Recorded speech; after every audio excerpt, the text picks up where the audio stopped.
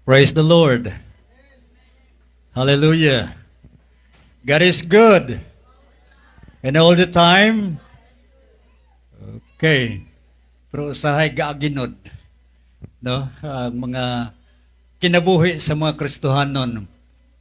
Ang buhay ng Kristiyanos ay masayang tunay. Masayang tunay. O ang Kristiyanon ay dili kuripot. Have you heard that song? Ang Kristiyano ay hindi kuripot, hindi kuripot. Okay, our day is a day of glorious and adoration sa Ginoo because we are here alive, alert, awake, enthusiastic. And we praise the Lord for the music, okay? Music in the heart, music in the soul, nga maka-lift up kanato. And today, ang ato pamalandungan karon, ang ako nga minsay, it's like it's a mix, it's a kind of what's this romantic because this day or this month, no, I observed that we have not celebrated Father's Day, no? Murag wala kabalos ang mga lalaki, ang mga bana, murag ang mga asawa lang yung pasinunggan atong mga higayon. But anyway, you know what? We consider that the love of God is still working and permeates in our hearts. Istorya tagamay, no? Adunay usa ka lalaki, isa ka musician, dili kining mga lalaki diri ha.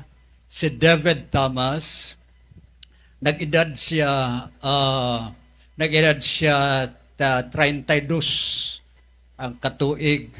Dunay di guwapang dalaga siyang neighbor. Unya kaniadto nga panahon dili pa man gamit kining text, ang gamit kanadto is sulat. Okay? So si David nag-drop siya sang sulat padulong ngadto sa kay Rachel Jones nga 32 years old pod. Unya ang iya ginabuhat, ginadrop lang niya dira sa idalom sang iyang door.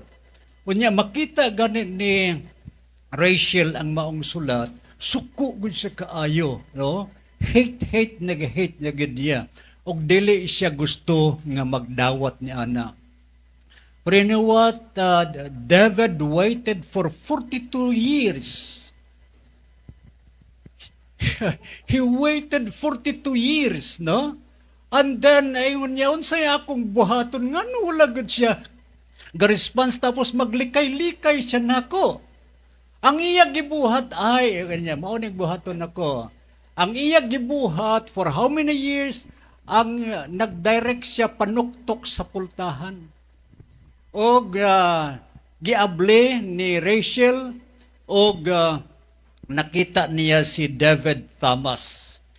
Now, si David Thomas directly nga nag-propose sa marriage sa iya.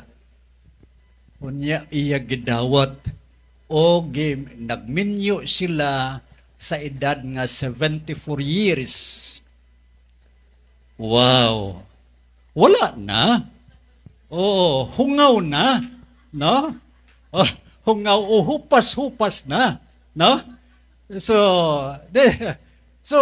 makita nato na nga kung gugmag gani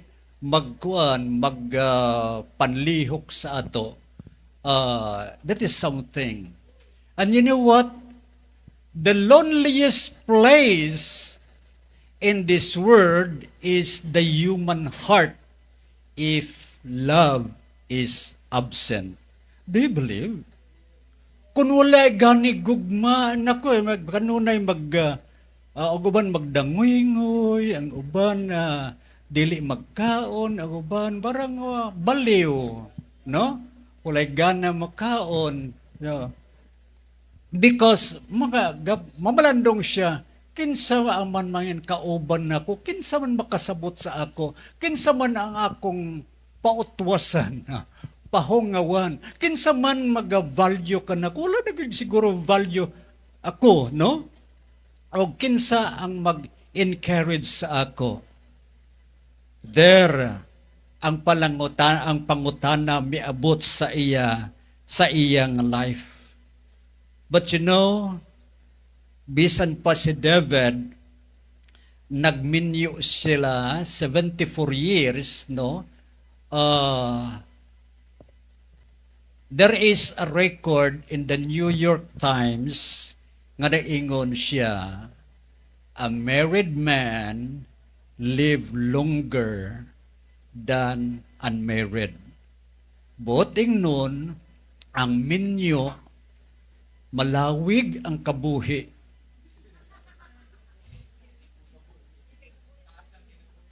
Oo. O, kamo dili mo ganahan anak lawig nga kinabuhi. Kay para sa inyo murag tabanguno na pero sa Ilonggo pag ingon lawig, yay! Praise the Lord. Makadawat pa ko sang centennial nga award. Kaana siya. Ingon niya ani, according to the insurance statistics, no, the death rate of married men, nag-edad siya sa 25 to 34, is 1.5 per thousand ang death rate, ang mortality rate niya, okay?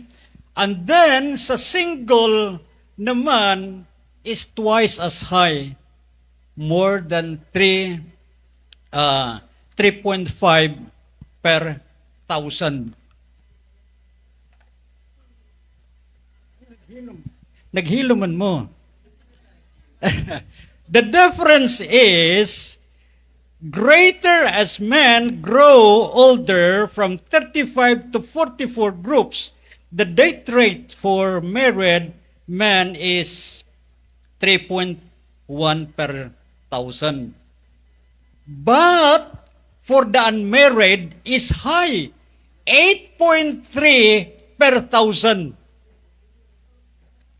Among all women, the mortality rate of the single is almost twice that of human who are married, which could mean that the moral is better wed than dead.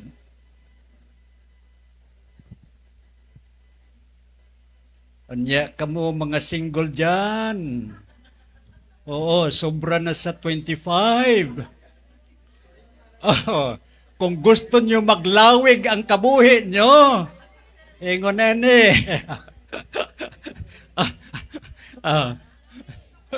Murag, nakita ko ba may nagatudlo? Ano daw, may. Amot, wala ko kaila, wala ko kay balo. Kinsa din he. No?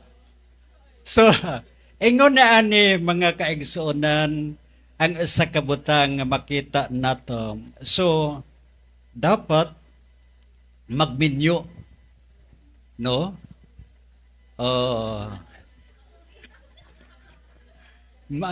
Mas maayo magminyo sang mapatay. Amot lang, basulan yun ning report ani o. Kutlo ko man. Ha? Oo. Bato-bato sa langit. Oo. Kanara, manguli na ta. Ay, praise the Lord.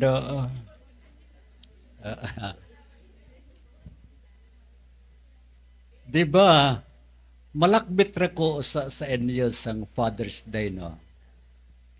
Asa man nag-originate ang Father's Day? Kinsa magyud nagpasiugda ni ana? Sa Mother's Day ay nakahibalo ka mo. Pero sa Father's Day, kinsa man nakahibalo. Okay?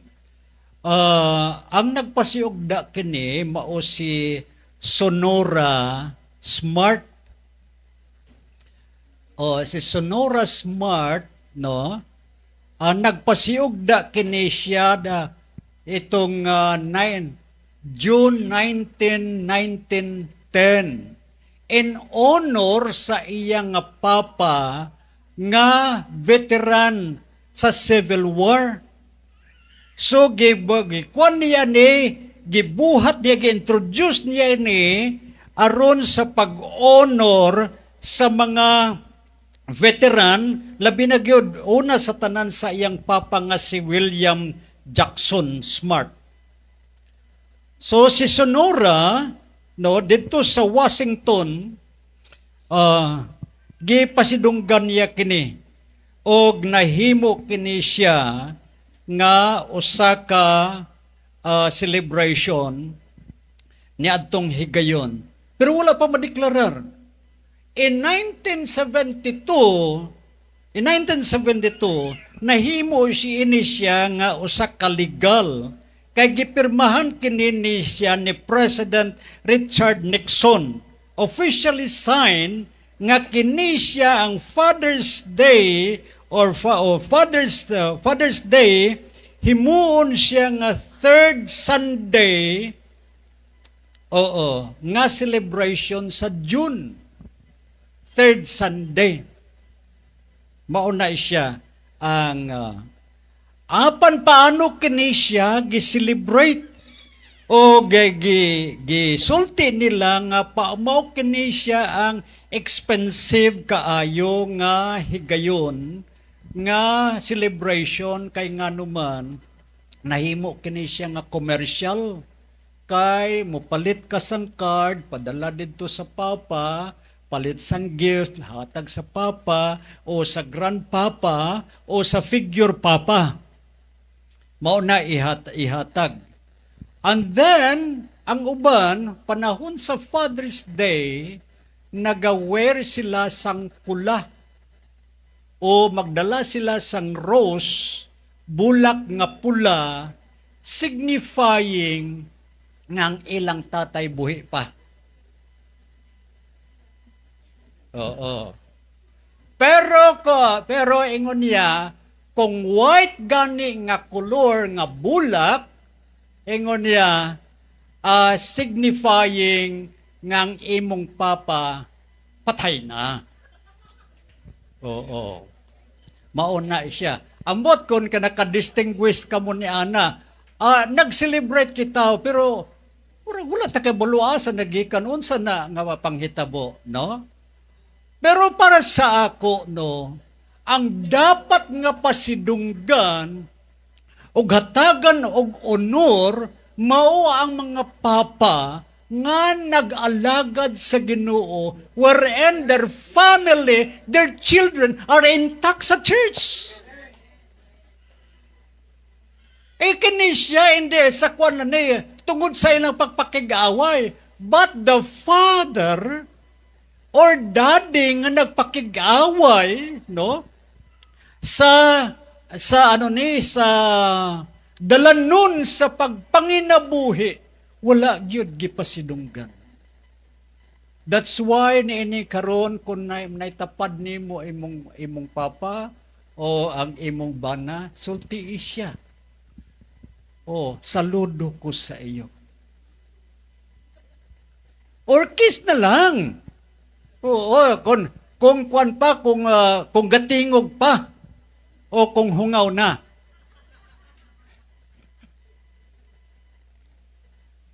So this is quite awesome. Sa Miligan nga Domingo, awesome God. We are serving an awesome God. So we owe everything from the Lord. Your body, you owe your body from the Lord. So allow your body be preserved blameless unto the coming of our Lord Jesus Christ, ingon ni Paul. Kay sa pagkakaroon, you know what, ang aton trend karon, ang atong sosyedad sa karon, nagagukod kini sa usa ka delikado nga kahimtang. And I read sa ka news, no, a Christian news, ingon niya, think about your children 3 to 5 years from now, we are losing them in danger if we will not bring them to the church. We are losing them 3 to 5 years from now. If we will not be careful, if we will not be sensitive to the need of our children today, we need to start now. Kung dili karon kanusa, okay? Kung dili ikaw kinsa ang mutudlo sa ila. The Bible says, train up your children while they are still young. Okay? So, ingon niya ana, ang gisulti sa balaan kasulatan. Pero balikan ko, no, kailangan nga dili maalkansi ang mga kabayan-an o mga asawa o mahimo nga pabor sa bana. This is it, 50-50, no? Kung sa kuan pag gitna, no? 50-50. Open your Bible in Ephesians chapter 5, verse 25, no? Verse 25 to 29. Ephesians chapter 5, verse 29 to 25.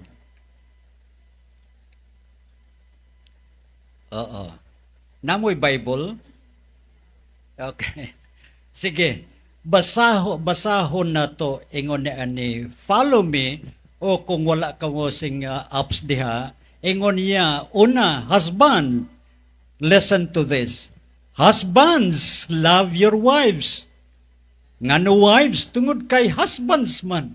Okay? May kung wives husband ra dili na maayo.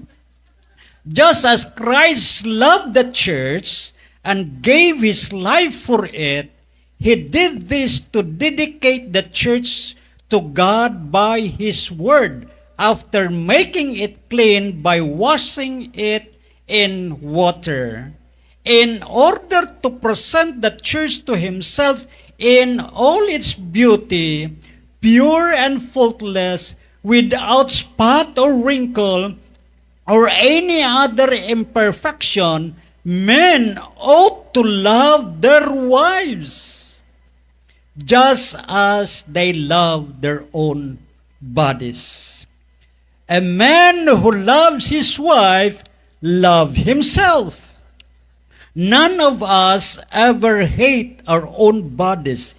Instead, we feed them and take care of them just as Christ does the church. Mga husband, kainom dun pa bumo sa inyong vow? Vow. Kainom dun pa kamo sa inyong vow? Or nalimot na kamo kay tungod sa excitement ninyo, human kasal karon na makapahulay ni Gud kami. Diba? Akong ang member nako sa assign ko sa Zamboanga del Sur. Ingon niya ang iyang anak nakapamana sang mga dance dito sa Isabela. Dato lapuyot pa to ang kuan ito kanang mga kidnapping, bombing. Sa pastor, kuyog ka na ko. Ngano nga? Ingon niya ang akong anak magbulag sila. Ngano ba yun? Ingon niya, kuyogir ako. Ha? Kaya na ko? Siya, duol man ka sa Ginoo. O sige, kuyog ko sa imo, mamang ka yung pagtuo. At tumi dito, pag-abot dito, o pastor, magbulag na mi. Ha? Ano man nagbulag mo? Ay, dili magkasabot. Mo ba? Gikasal ba ka mo? Siya, oo. Unya, hain man inyong vow. Patanawa ko bi. ay nagtinuduan, nagtinutukay lang sila. Ko time pa, pangitaan ninyo ang iyong vow, hinumdumin niyo ang inyong vow, pagkatapos balik ko sa inyo. Pagkahuman, mga 5 minutes siguro, balik ko. Ang kakatawanay na sila. Kung ano katawanan mo? Siya human na. Oh, lagi. Kay once gani, mga minyo, murag na may kaslunon ko ba? Once gani, no, kita nga mga minyo, makalimutan nato ang atong mga vow, daw mag-umpisa ang Kalbaryo. Maghapit gani, mag-agi gani si insa gani ning ganang dali ka diri ano gani na kanang Elias na makahapit gani si Elias, delikado gyud unsa ingon ni ka ang pataka lang si Kwan si ano ni si Elias sabag ka diri ha?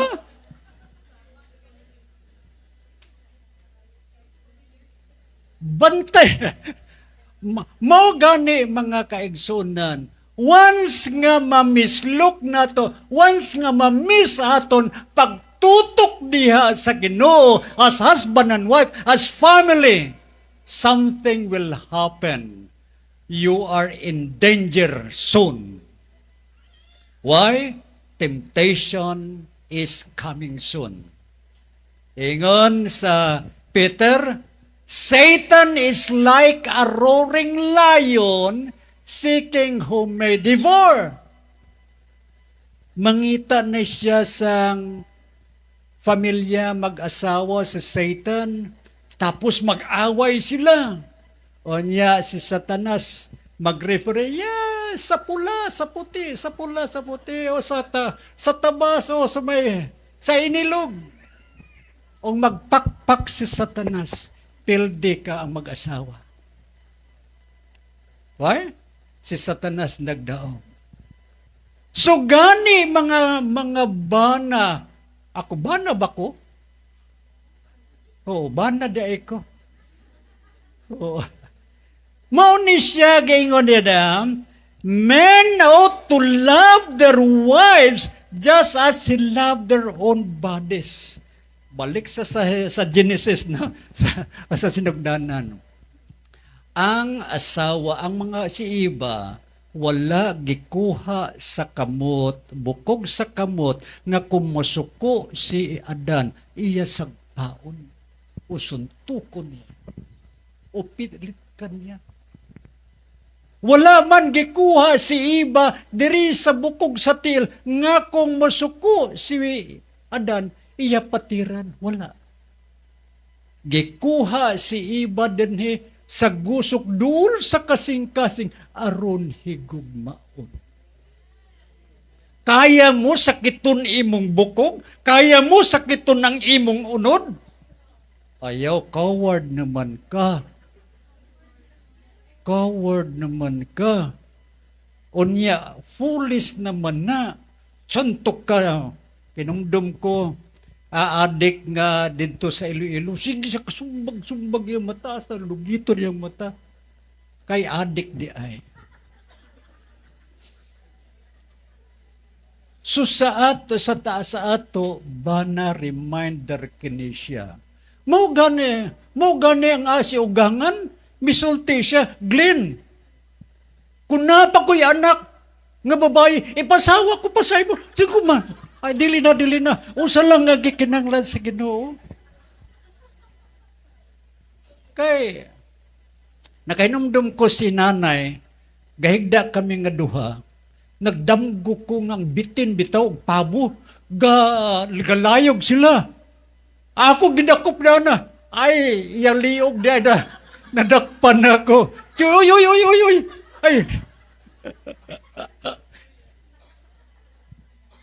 Uy. Ay. Sorry. Dili ko gusto nga tukon ka. Katura ako nga tukon. Sumuni mga kaigsunan, lantawan na to ang view dere, balik ta sa scripture. Kaya ko, nakita ko, may mga t-shirt, kinsa may mga t-shirt nga rooted dyan. O yun, time pa. Ang inyong gamot, paana ba o patidlong ba? Maunang pangutana. Paana ba o patidlong? Mas maayo na balaan ninyo kini nga t-shirt, patidlong kini, bisan unsa nga bagyo, bisan unsa nga unos, dili gyud matumba, mapanitan lang. Mga lagas lang ang buhok. Kay ligon man ang foundation. You see? This is how the Word of God speaks to us, to you and me. Ingon sa mga asawa. Ingon, pikat balos ta mo karon. Balikan ta mo ron. No, I'm sorry. Okay. Walay usa sa ato diri nga makaikyas when we will open the Word of God and allow God to speak directly to the heart. Sa igon ni Pastor Eldon, when you read the Word of God, read for yourself. Pwede man ko mapadisguise sa inyong akin yung mga pulong diya. Igo guni sila karon bumawali ko. Igo guni sa tili. Ang Word of God, this pulpit, is not a venue or the possession nga magpangtira sa mga membro. This pulpit, this stage is a place where we can welcome God and make God the center of our worship and our fellowship together. So kini bana, kita nga mga bana, kung mahimo, balik kita sa pulong sa Ginoo. Ang bana bisan unsa kalig-on nga ulo sa panimalay, unsa sa kawise, unsa sa ka-achieve o nag-prosper siya. Walay bana nga naga-prosper o nagabarog nga lig-on kung wala ang suporta sang asawa, which is the neck, liog. Wives, adto ta sa 1 Peter chapter 3, verse 1 to 4. 1 Peter chapter 3, verse 1 to 4. Hangtod aon sa ko oras maghawa dre.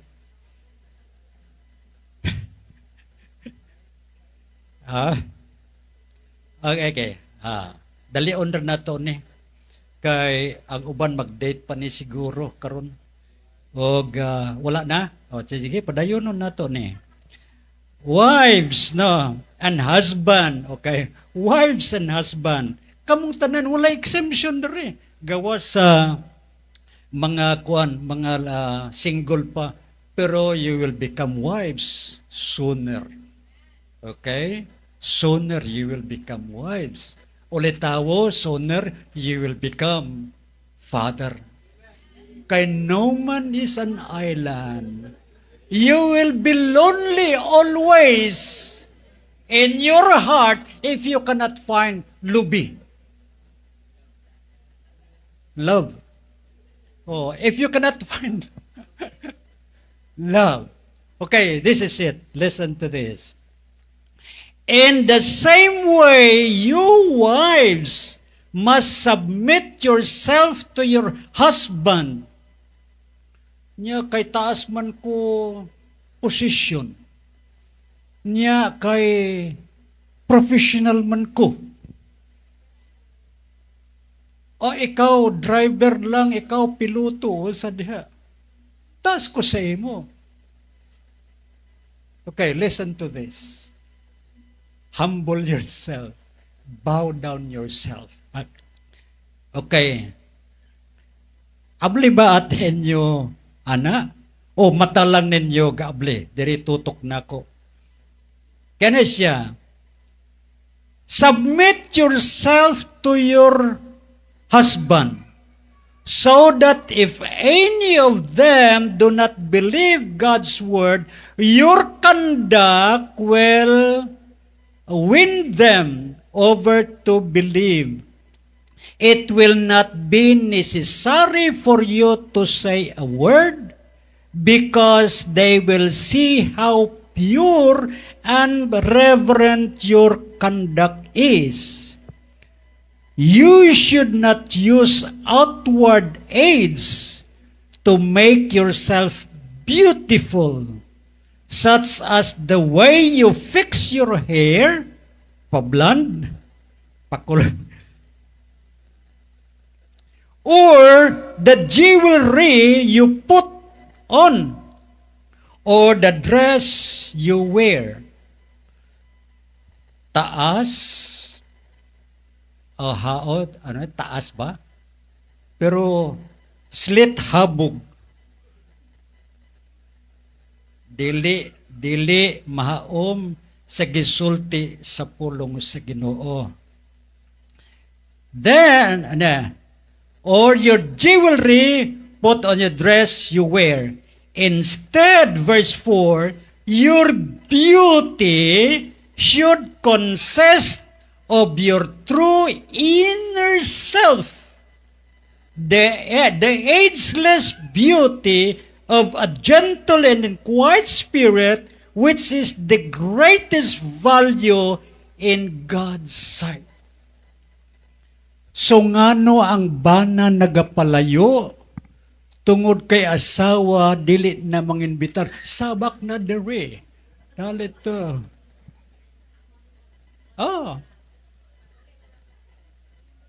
So balance na, tabla na. Di ba? Tabla na.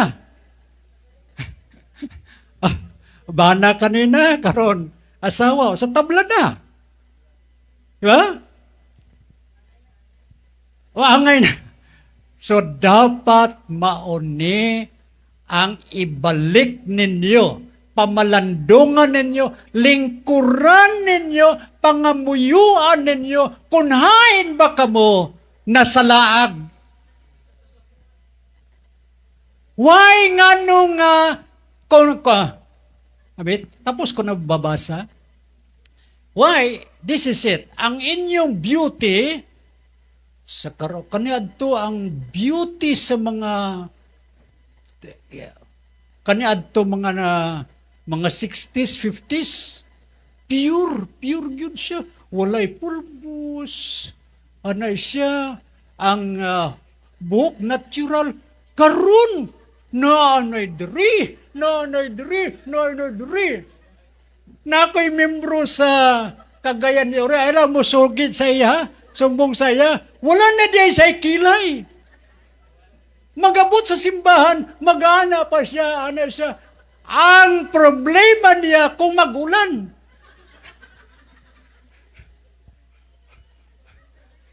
Wala siya nakadala payong, pay-payra, ara kitabunan. Utay pa, Sister Laboratory, salsa. Ngano ang buhok, wala. Ay, si Pastor Baya. Ngano man, kabalo kawan ako'y kilay. Wala, ano na? Kilay ba na dre? Oh, salamat sa inyo kay pure inyong kilay. O basi, tato na yun na. Ayaw na. So, O sa kabutang makita nato dere ang konflikto sa mag-asawa ingon ni ane. Ngano nga kaniadto sang gapanguyabay pa? Bisan luwag ang kalsada, ngano gahuot sila? Ha? Unya, sa mga plaza, kalapad sa lingkuranan, gahuot sila duha lang.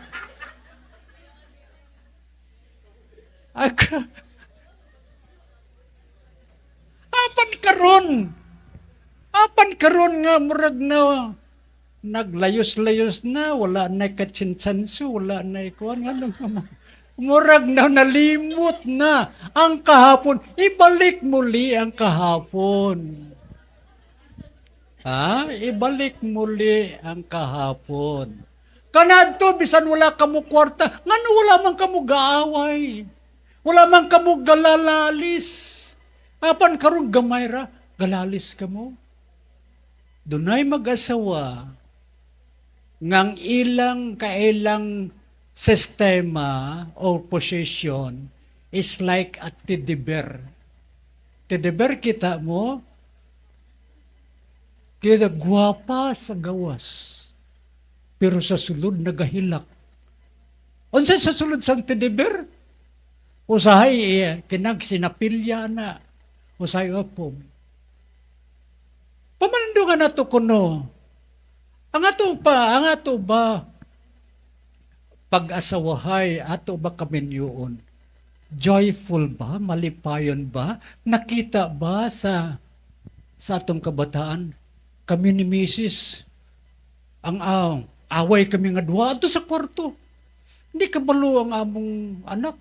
Magawas lang kami, gahilak. Noon sa mutay. Ano naghila? Wala, anak, wala. Dili na mo pa. Pero karon apil kasilingan. Kaniadto.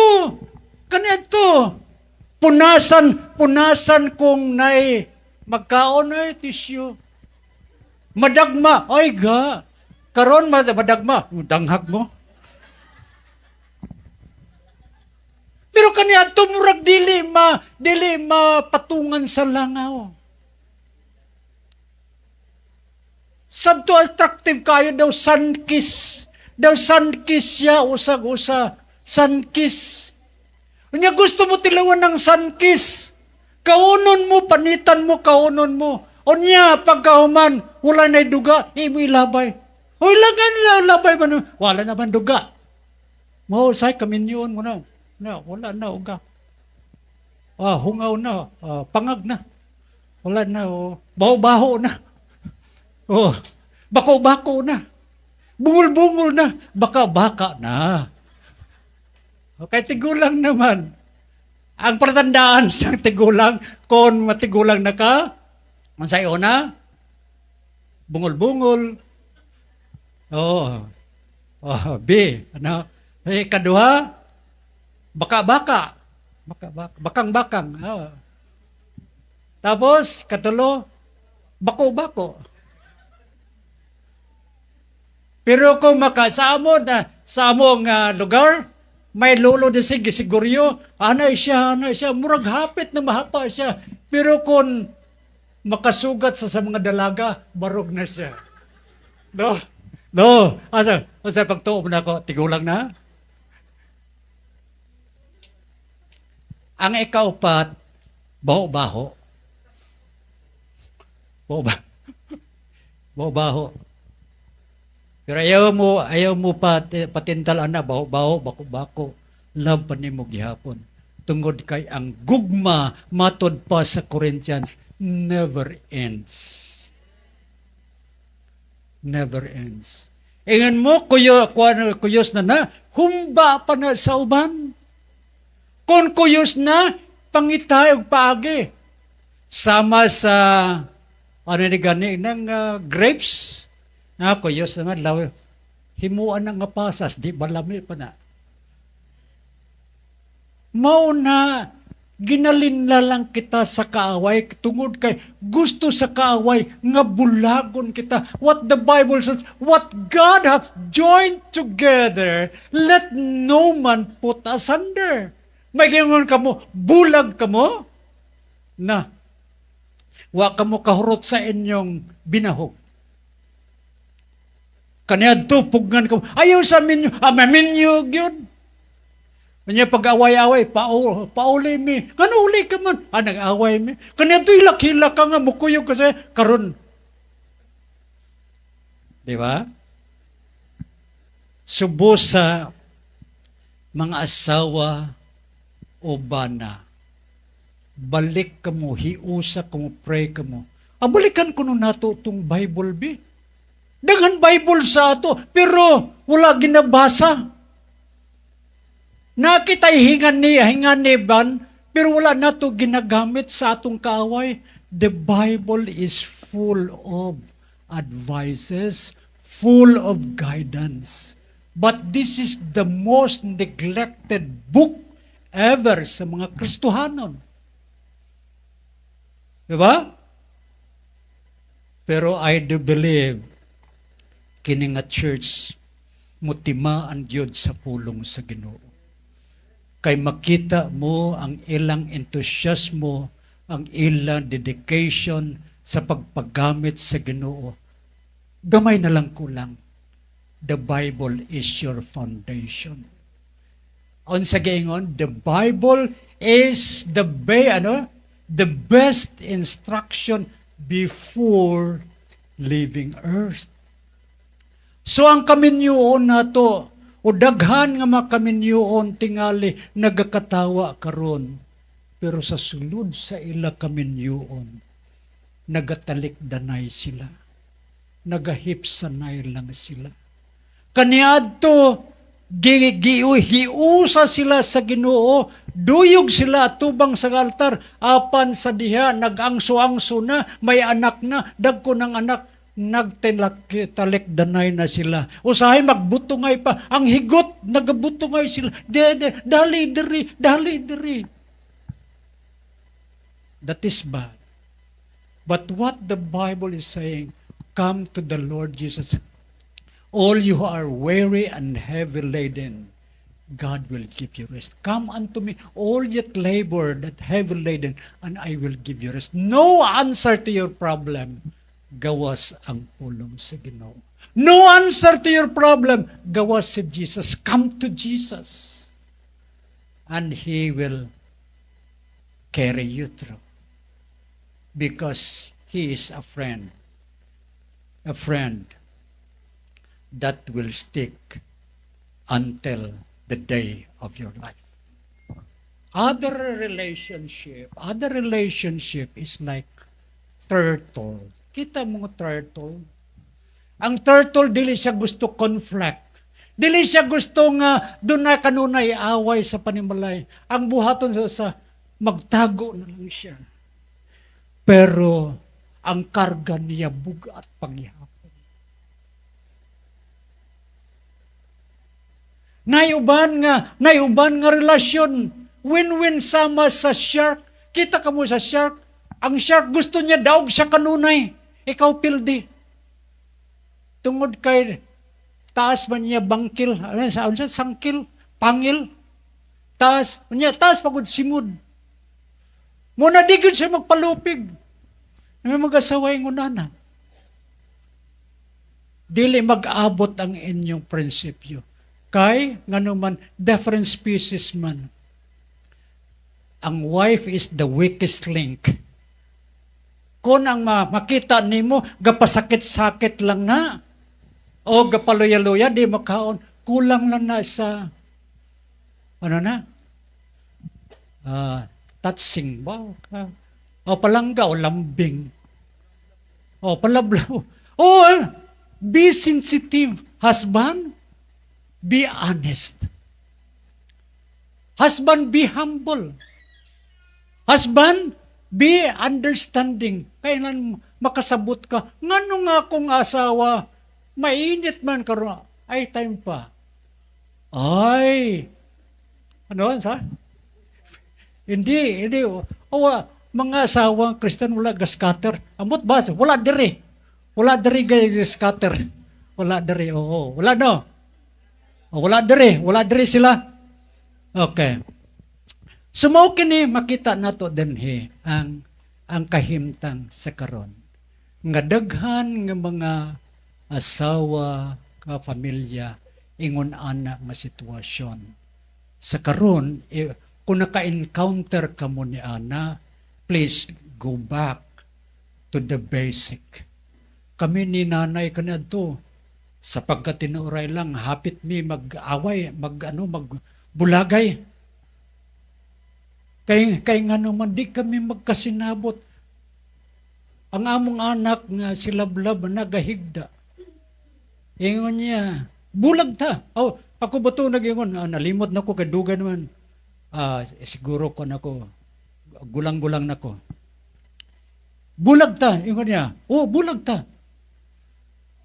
Ay, time pa, ginaisip ko, pastor ako, nagsaad ko sa akong sa ugangan, nga ako siya unungan, for richer, for poorer, tapos tanaw ko kaluoy sa akong anak, sa amo lang nga pagbangi, kaluoy sa akong anak, mabuli siya sa pilakadlaw, ma-humiliate siya. Sa ingon ako, pag gakson ko siya pag-ayo, hugot. Walay istorya, basta hugot lang yun pag-ayo. Ang tudingan ko, sige, lingkod kita, mangayo tapasaylo sa Ginoo. Dili pwede nga magpadayon kining relasyon. Mo kuan kita, mangayo tapasaylo sa Ginoo, mangluhod kita. Tapos istorya kami, sige, tanan nga dili mo gud ihapak diri kay para makabalos ko. Dili. Sige. Hangtod. Humana ka? Ako na pod. Mauna mo ni. Dili kami gihapon mo. Okay, forget about that. We will start a new beginning. Journey sa aton kinabuhi. We did that. Og salamat sa Ginoo. Hangtod karon. Di gud nako na ibilin si nanay. Kay gausanon raman na siya. Waday lain. Siya ra gud nagusa. Kung may uban pa, uban na ako dadon. Kaling siya lang usa. That's the love. The love of God binds us together. So, mga asawa, bana hinumdumi, be understanding. Katawason ko to ang husband no, ang husband is brave, brilliant siya. Ang husband dili siya double-minded. Kung unsa gisaaran niya, unsa gisaan niya sa tubangan sa Ginoo, tiwason niya.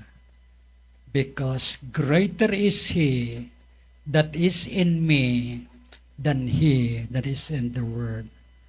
Kini nga verses, tandain ninyo, isulat ninyo kini, basahan ninyo karon, pagpauli ninyo. Kay kung ako panipataason, maabot kita og wala na ko'y mga uli na kamo, ako na lang usa mabilin.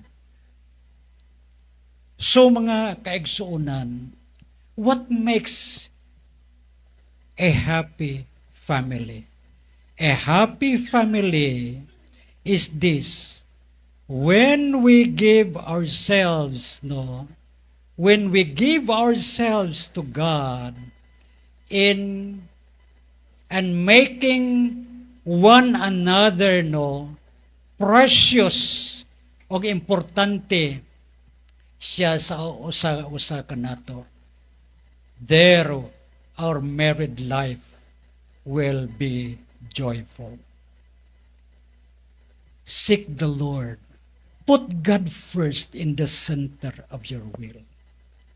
Secondly, seek God first in your life. If you will do that, your life will be happy, your marriage will be happy. Your life, your married life will not be the same as yesterday. But you will enjoy together serving the Lord in the beauty of His holiness. So today, husband, we are glad that you are giving honor sa pagkaroon because the Lord is so good. Psalms 33, mark this and put this in the tablet of your heart og isilsil kini sa inyong alimpatakan. Psalms 37 verse 3 to 8, trust in the Lord and do good. Okay? Husband and wife, enjoy serving the Lord. Depend on the Lord in everything you do. Trust in Him and He will take care of you. Wait upon the Lord. Don't be upset when others get rich. Don't get angry. It will only lead to trouble. Dear God, in the name of Jesus Christ our Lord, nining kabuntagon Ginoo aniya kami sa pagsimba kanimo, pagpamalandong kanimo. My prayer, Lord God, ang mubo nga panahon nga tiniyo niya ora nga higayon o Dios sa amon panaghiusa o sa pagpaminaw sa imong pulong, nagapray ko Ginoo nga kini dili kawaton sakmiton ni Satanas sa among kaisipan o sa among kasing-kasing. Lord God, kini nga minsay, kini nga pulong, ginasilyuhan namo kini by the blood of the Lord Jesus Christ and in the power of the Holy Spirit. Let this word, Lord God, be in the heart and will remind each one, Lord, husband and wife, that they will walk together in unity, serving the Lord, because the day will come when we all get to heaven and we will rejoice together, facing and meeting God for eternity. Lord, thank you for this family. Thank you for this church, Lord, who stands strong and they owe their lives, their everything sa Ginoo.